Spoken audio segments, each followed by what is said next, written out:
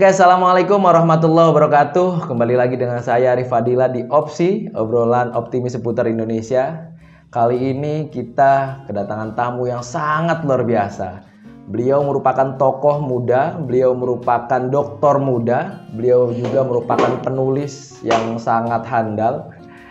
Beliau bernama Mas Ali Muhtarom, atau misalkan kita sebut Dr. Ali Muhtarom. Selamat datang Mas Ali. Iya, selamat datang Mas Arif. Sehat? Sehat, alhamdulillah Mas Ali. Jadi beliau ini selain hobi menulis dan kajian, tentunya kan harus ada tolak ukur nih, orang penulis atau enggak sih, penulis atau enggak sih. Jadi jangan sampai akhirnya berpikir bahwa beliau itu nggak ada karya. Banyak sekali karya yang beliau sudah torehkan, yaitu di di Kemenak RI, karena beliau merupakan tim perumus atau salah satu tim perumus di moderasi beragama. Kalau saya sebutkan satu-satu kayak setengah jam kita ngomongin tentang hanya tulisannya saja, maka saya akan bacakan 3 saja. Jadi Mas Ali ini merupakan tim moderasi beragama di kelompok kerja Pendis atau Pendidikan Islam Kemenak RI. Beliau salah satu orang yang nulis implementasi moderasi beragama dalam pendidikan Islam. Beliau juga merupakan penulis buku menanamkan kembali moderasi beragama dalam bingkai kebangsaan. Beliau juga merupakan tim penulis ini yang mungkin akan di-launching sebentar lagi, integrasi moderasi beragama dalam mata pelajaran PAI Ditjen Pendis.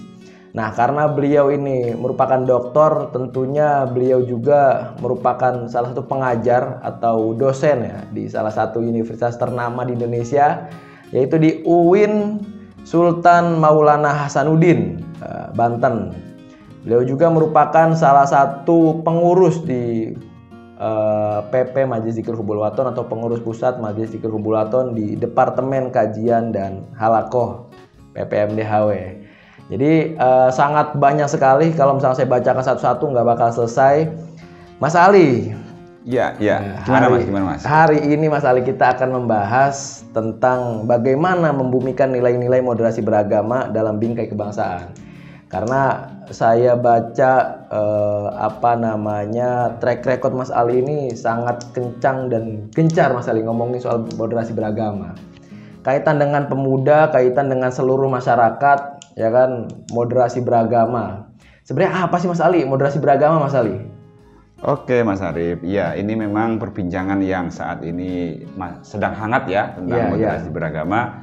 Apabila kita melihat beberapa momentum kegiatan, terutama di Kementerian Agama memang, moderasi beragama ini salah satu program unggulan ya di Kementerian Agama Republik Indonesia.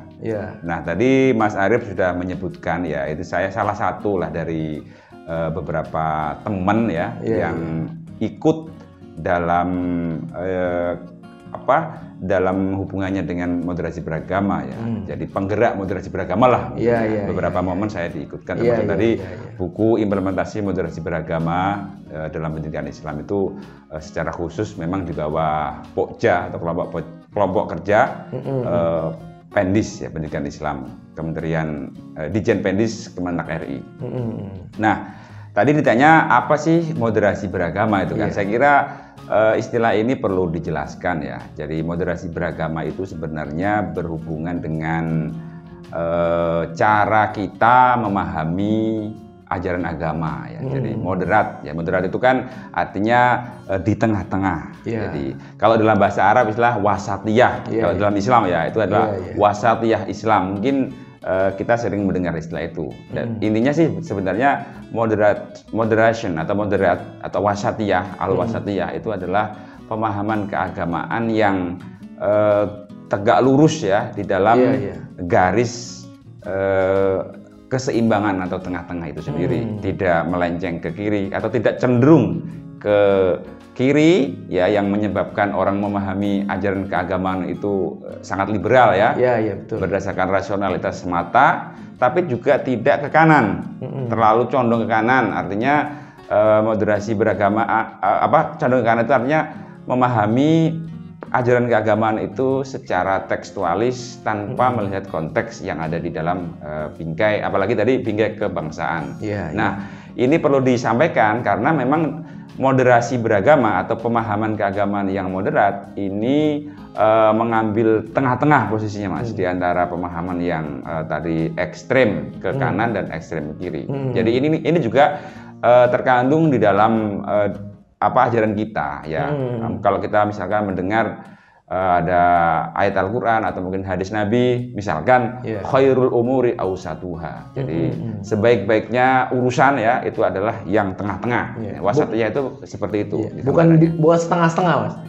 Nah, jadi di tengah-tengah ya. Jadi khairul umuri awsatuha. Jadi sebaik-baiknya urusan itu adalah yang tengah-tengahnya saja. Dan ini memang secara ini ajaran Islam itu memang wasatiyah atau moderat. Gitu. Kalau ini Mas, jadi tadi kan kita bicara soal apa sih definisi dari moderasi beragama, yaitu yang di tengah-tengah Mas, bukan yang akhirnya setengah kanan, setengah kiri, tapi di tengah-tengah gitu. Jalur tengah. Nah, saya merasa bahwa saya di agama Islam Mas, saya di agama Islam ini saya sudah moderat Mas. Apakah moderasi beragama atau moderat dalam arti di tengah-tengah tadi hanya berlaku kita sama agama Islam saja Mas? Atau bagaimana Mas? Kayak misalnya, oh saya udah moderat kok gitu. Di agama saya misalnya saya menghormati sama muslim dan sebagainya gitu Mas. Nah ini kadang-kadang yang perlu kita jelaskan juga ya. Memang pemanaan moderat itu sendiri kan sifatnya kalau kita mungkin sebagai seorang muslim yang memang pada dasarnya Islam itu moderat, kemudian kita manai, ya nggak perlu kita membahas moderasi beragama karena kan Islam itu sendiri kan moderat. Memang secara substansi ajarannya seperti itu. Tapi di sini kita ingin mengetahui bahwa substansi dari moderasi beragama itu adalah ingin mengetahui pemahaman atau ekspresi keagamaan itu sendiri. Nah, sehingga saya kira ini sangat penting untuk dipahami. Jadi yang dimaksud moderat ini dalam konteks adalah bagaimana seorang muslim, misalkan saya seorang muslim itu memahami ajaran saya ya, pemahaman keagamaan saya ya secara moderat, baik pemahaman kemudian juga tindakan atau mungkin ekspresinya. Nah, terkait tadi bagaimana kalau kita hubungan dengan yang selain agama kita kan. Nah, ini juga memang di dalam Islam pun ya, dalam wasatiyah memang kita juga harus menunjukkan sikap itu. Jadi moderat seperti itu. Jadi sikap moderat itu dalam konteks Islam, apalagi tadi temanya tentang kebangsaan. Ini juga yang perlu diketahui juga bahwa moderasi beragama itu harus menyentuh pada konteks kebangsaan kita. Jadi ketika mengaku moderat, tapi dalam hubungannya dengan kebangsaan, kewarganegaraan misalkan ya, hubungan dengan warga bangsa ya, yang memiliki keyakinan atau agama berbeda. Nah, ini juga bagian dari indikator seseorang untuk dikatakan moderat atau tidak. Meskipun mengaku moderat, sangat moderat, tetapi kalau dia belum mampu ya mengekspresikan pemahaman keagamaannya dalam bingkai kebangsaan, itu juga belum dikatakan moderat. Kalau moderat itu karena harus kontekstual dalam konteks keindonesiaan.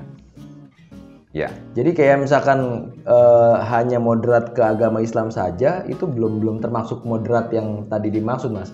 Bahwa moderat itu ketika kita mampu menghargai sesama manusia tanpa pandang agama. Karena konteksnya adalah kebangsaan.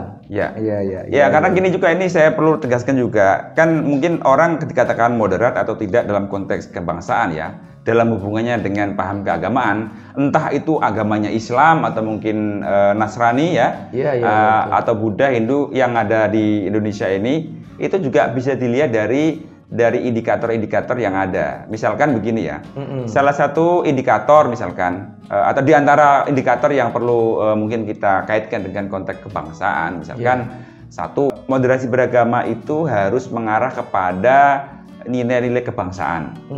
Jadi bagaimana dia bisa memposisikan paham keagamaannya dengan konteks kebangsaan itu. Nah, kan akhir-akhir ini kita sering mendengar ya, ada kelompok keagamaan tertentu ya, atau paham keagamaan tertentu yang dia menolak realitas nation state ya.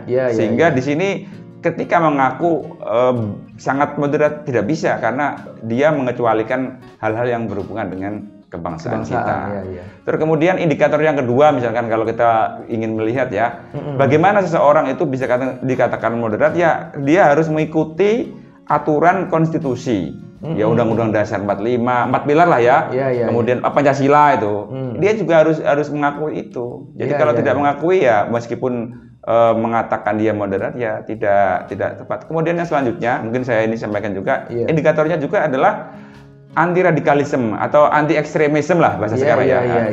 Anti ekstremisme. Jadi dia punya pemahaman ya, bahwa pemahaman ekstremis atau mungkin dikatakan pemahaman yang sangat konservatif, sehingga dia menafikan hal-hal yang sifatnya itu penguatan apa yang disebut sebagai harmoni ya. Itu juga, atau mungkin hidup damai rukun ya dalam keberagaman, suasana keberagaman itu juga penting. Dan yang terakhir adalah mungkin di antara indikator, mungkin masih banyak ya, itu adalah komitmen kebangsaan dan cinta tanah airnya itu. Jadi cinta tanah air ini bagian dari indikator orang dikatakan moderat atau tidak. Hubul waton minal iman. Nah, ini hubul waton minal iman. Jadi majelis zikir hubul waton ini adalah cerminan ya. Kalau dari namanya saja kan hubul waton, jadi cinta tanah air. Ini adalah salah satu dari indikator atau mungkin apa namanya nilai-nilai ya cinta tanah air dalam moderasi. Mengindonesia lah itu. Kalau saya perhatikan Mas Ali, jadi tadi yang dijelaskan Mas Ali ini kan bicara soal moderasi beragama kan merupakan moderasi itu merupakan nilai, Mas. Merupakan nilai moderat ya kan. Merupakan nilai. Kira-kira apa aja sih Mas nilai yang ada di apa namanya, kita bisa dikatakan moderat tuh ketika kita punya nilai A, B, C, D gitu. Apa aja nilai yang terkandung dalam moderasi beragama? Ya, memang moderasi beragama ya. Ini kan kalau bisa banyaklah sekarang kajian-kajian tentang moderasi beragama ya. Betul. Dia istilah ini bisa dikaitkan dengan mungkin saya pernah menulis itu yang tadi disebutkan ya sebagai pendekatan ya dalam pemahaman keagamaan ya. Bisa juga seperti itu kan. Karena wacana pemahaman keagamaan itu kan tadi ada yang konservatif, ekstrem ya, ada yang liberal. Nah, itu tengah-tengahnya kan moderasi beragama. Nah, kemudian kalau ditanya tentang nilai-nilai, saya kira banyak sekali nilai-nilai moderasi beragama, tetapi yang secara umum ya kita harus sampaikan ya, moderasi beragama atau nilai-nilai moderasi beragama atau nilai-nilai moderat dalam pemahaman keagamaan itu misalkan ya satu ya tawazun. Tawazun ya. Tawazun itu artinya keseimbangan ya. Kemudian tasamuh. Nah, tasamuh itu artinya toleransi. Toleran. Ya. Toleransi itu bagaimana? Jadi pemahamannya. Jadi toleransi itu adalah sikap kita ya yang menerima ya perbedaan dari luar. Kalau dalam konteks pemahaman keagamaan kita menerima orang lain yang apa namanya berbeda keyakinan dengan kita untuk hidup rukun dalam konteks kebangsaan. Itu kan istilahnya dikatakan sebagai tasamuh, toleransi, memberikan kesempatan kepada orang lain yang berbeda keyakinan dalam konteks peribadatan, dalam konteks merayakan hari kebesarannya misalkan. Itu toleran. Kemudian ada istilah nilai iktidal. Iktidal itu artinya adil ya. Jadi saya kira adil ini maknanya banyak ya, tapi diantaranya adalah bagaimana kita berperilaku atau mungkin bersikap yang tidak memaksa, kemudian memaksakan kehendak bahkan keyakinan termasuk bagian dari ideal, atau mungkin memperlakukan seseorang itu secara adil. Nah, itu memperlakukan ini yang saya kira penting juga. Kemudian juga ada iktidal, ada syuro. Jangan kira syuro ini adalah salah satu nilai moderasi beragama dalam konteks moderat ya. Jadi syuro itu bermusyawarah. Nah, kalau dikaitkan dengan tema lagi-lagi ada konteks kebangsaan kita dalam hubungan dengan syuro ya atau musyawarah mencari sebuah kesepakatan itu kan bisa kita laksanakan Mas. Di lingkungan kita mengambil nilai toleransi, kemudian kita mengambil juga nilai musyawarah, permusyawaratan. Di dalam lingkungan hidup ya, di lingkungan kita masing-masing kan saya kira heterogen. Masyarakat Indonesia yang plural, heterogen, multikultural itu saya kira perlu dirawat dalam konteks moderasi beragamanya dalam nilai syuro. Sehingga apa yang disepakati dalam sebuah lingkungan, yaitu kan tidak semata-mata hanya dikuasai atau mungkin cenderung ya diurus hanya satu kelompok saja. Nah, ini namanya syuro. Nah, ini diantara nilai-nilai moderasi beragama. Kemudian wasatiyah sendiri. Nah, wasatiyah itu kan jadi nilai tengah-tengah tadi itu juga bagian dari nilai moderasi beragama. Jadi tawasud, bahasa Arabnya tawasud, wasatiyah.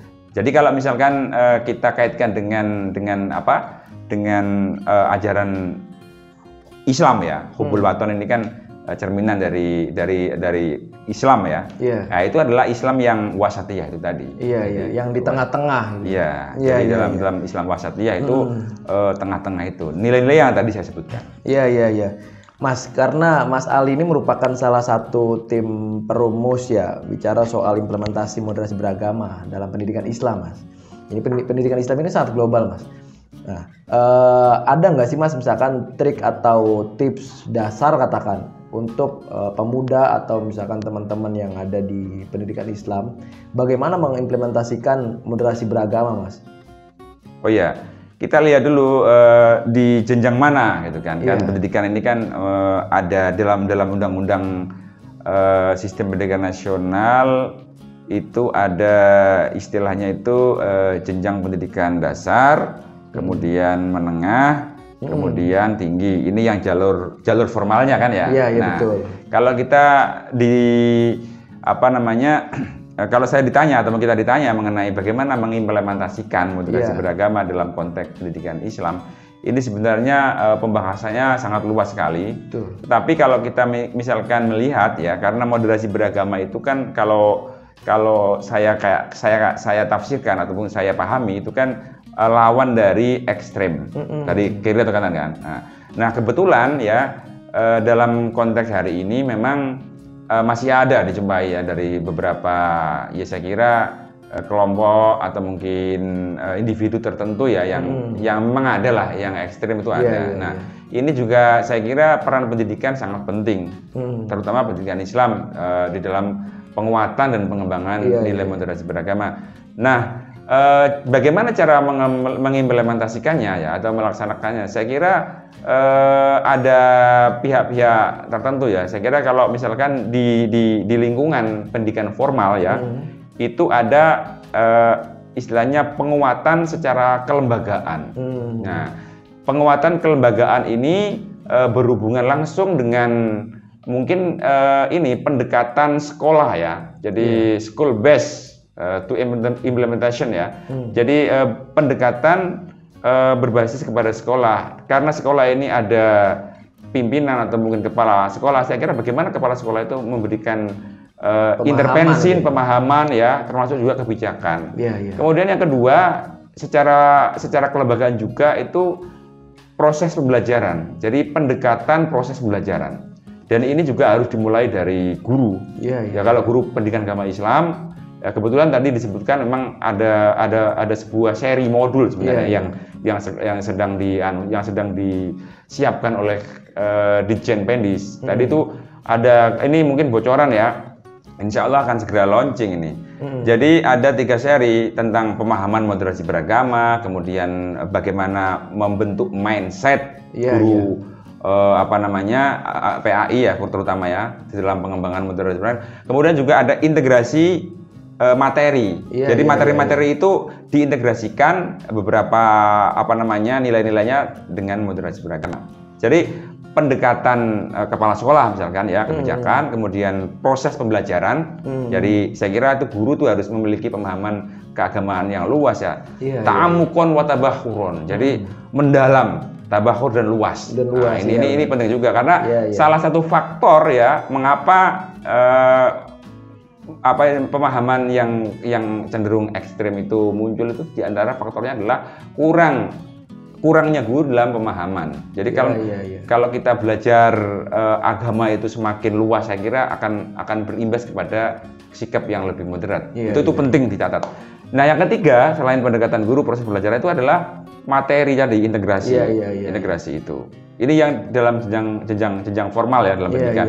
Ini bisa berlaku di sekolah dasar, tingkat dasar, mungkin menengah atau perguruan tinggi. Itu saya kira dari sistem kebijakan yang dibangun oleh lembaga ya. Kalau di kampus ya rektor, lingkungan rektor dan segala jajaran itu harus dipahamkan. Nah, itu ada kebijakan khusus dari Kementerian Agama. Setahu saya memang akan ada, ya sebenarnya sudah berlanjur ya, tapi akan ada formalisasi atau formalitas dalam konteks kebijakan ini. Jadi bagaimana melatih dosen-dosen. Kemudian yang dikaitkan dengan proses lingkungan kemahasiswaan ini juga penting, Mas. Jadi di lingkungan kemahasiswaan itu diskusi-diskusi itu juga saya kira penting untuk mengaitkan itu, Mas. Betul. Jadi konten-konten diskusi mahasiswa itu juga harus dikuatkan, dan ini saya kira butuh kesadaran ya. Betul. Jadi para aktivis itu juga harus kajian-kajiannya ya yang mengarah ke sini juga penting. Iya. Terakhir Mas. Ya. Terakhir Mas. Jadi sebenarnya saya pengen ngobrol panjang. Mas. Nanti sesi berikutnya kan kita masih banyak sesi. Jadi departemen kajian dan halakoh ya. Ya ini saya kira mengangkat isu-isu moderasi beragama, kemudian isu-isu kajian-kajian keislaman lain ya. Saya kira sangat penting itu. Karena ini kan saya kira sifatnya masih kurang mendalam, tapi nanti akan sesi berikutnya saya kira ada tema-tema tertentu. Jadi silakan. Ini Mas, kita kan pemuda nih Mas. Kita pemuda, kita milenial dan sebagainya lah Mas. Iya. Bagaimana akhirnya kita itu sadar bahwa ternyata penting ya kita untuk menjaga kerukunan, kebersamaan, soal kebangsaan dan sebagainya itu kan penting Mas. Nah, ada nggak pesan Mas, untuk kita sebagai pemuda, milenial, Gen Z dan sebagainya Mas, untuk bagaimana kita sadar bahwa ternyata kita itu wajib loh untuk menjaga keberagaman ini gitu, bukan hanya agama kita saja gitu loh, dengan agama lain juga kita harus menjaga silaturahmi gitu. Ada nggak pesan terakhir Mas?